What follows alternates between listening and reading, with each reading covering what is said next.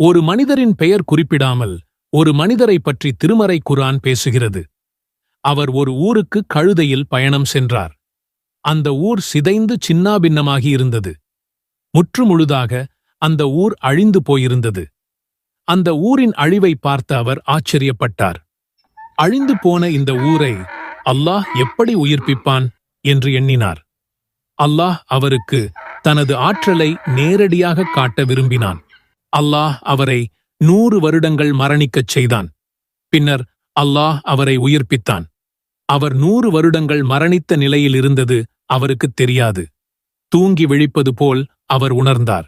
100 வருடங்கள் மரணித்து உயிர் பெற்ற அவரிடம், நீங்கள் எவ்வளவு காலம் இந்த இடத்தில் தங்கியிருந்தீர்கள் என்று அல்லாஹ் கேட்டான். அதற்கு அவர், நான் ஒரு நாள் அல்லது ஒரு நாளின் சில பகுதிகள் தங்கியிருப்பேன் என்றார். அதற்கு அல்லாஹ், இல்லை, நீங்கள் இங்கு 100 வருடங்கள் தங்கியிருந்தீர்கள். இதோ உங்கள் உணவையும் பானத்தையும் பாருங்கள், அது இன்னும் கெட்டுப்போகவில்லை என்றான்.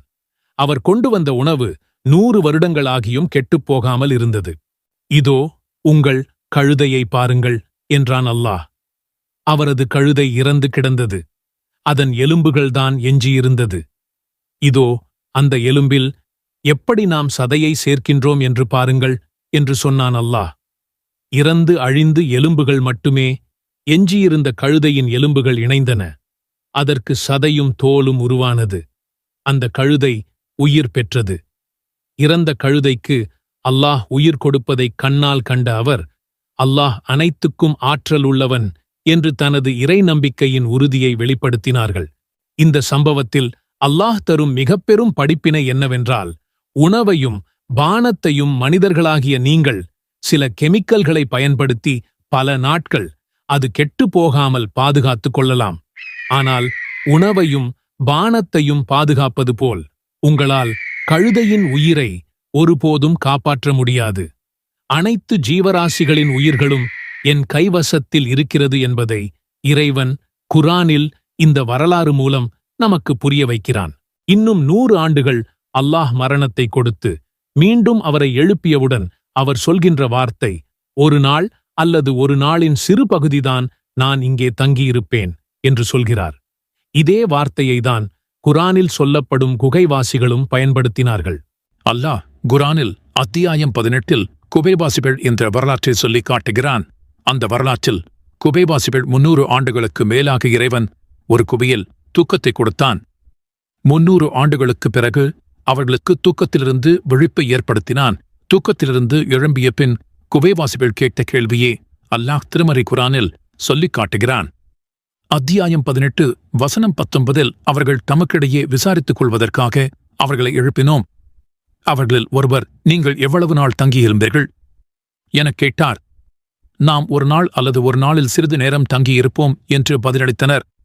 300 ஆண்டுகளுக்கு மேலாக இறைவன் அவர்களுக்கு தூக்கத்தை கொடுத்தும் ஒரு நாள் அல்லது ஒரு நாளின் சிறு பகுதிதான் தூங்கியிருப்போம் என்று ஒருவர் சொல்கிறார். அவர்களின் தூக்கத்தில் என்னதான் நடந்து இருக்கும்? நம்மையும் இறைவன் 1000 ஆண்டுகள் தூக்கத்தை கொடுத்தாலும் 1000 ஆண்டுகளுக்குப் பிறகு நாம் விழித்தாலும் குகைவாசிகள் என்ன பதிலை சொன்னார்களோ அதே பதிலைதான் நாமும் சொல்லுவோம்.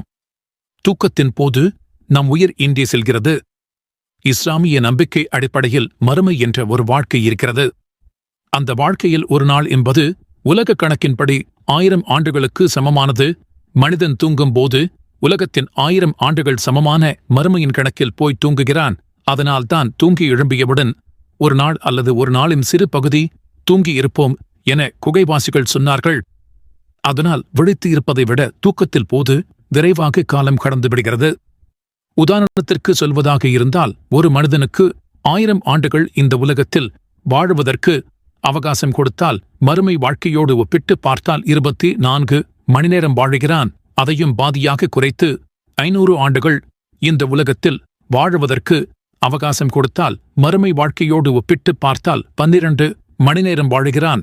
அதையும் பாதியாக குறைத்து 250 ஆண்டுகள் இந்த உலகத்தில் வாழுவதற்கு அவகாசம் கொடுத்தால் மறுமை வாழ்க்கையோடு ஒப்பிட்டு பார்த்தால் வெறும் 6 மணி நேரம் வாழுகிறான். அதையும் பாதியாக குறைத்து 125 ஆண்டுகள் இந்த உலகத்தில் வாழுவதற்கு அவகாசம் கொடுத்தால் மறுமை வாழ்க்கையோடு ஒப்பிட்டு பார்த்தால் வெறும் 3 மணி நேரம் வாழுகிறான். அதையும் பாதியாக குறைத்து 62.5 ஆண்டுகள் இந்த உலகத்தில் வாழுவதற்கு அவகாசம் கொடுத்தால் மறுமை வாழ்க்கையோடு ஒப்பிட்டு பார்த்தால் வெறும் 1.5 மணி நேரம் மனிதன் இந்த உலகத்தில் வாழுகிறான். மனிதன் தூக்கத்தின் போதும் மரணத்தின் போதும் வேறு உலகத்திற்கு சென்று விடுகிறான். அதனால்தான் மனிதன் எழும்பியவுடன் ஒரு நாள் அல்லது ஒரு நாளின் சிறு பகுதிதான் தங்கியிருப்பேன் என்று அந்த மனிதர் கூறியதை இறைவன் படிப்பினையாக இந்த வரலாற்றை தந்திருக்கிறான்.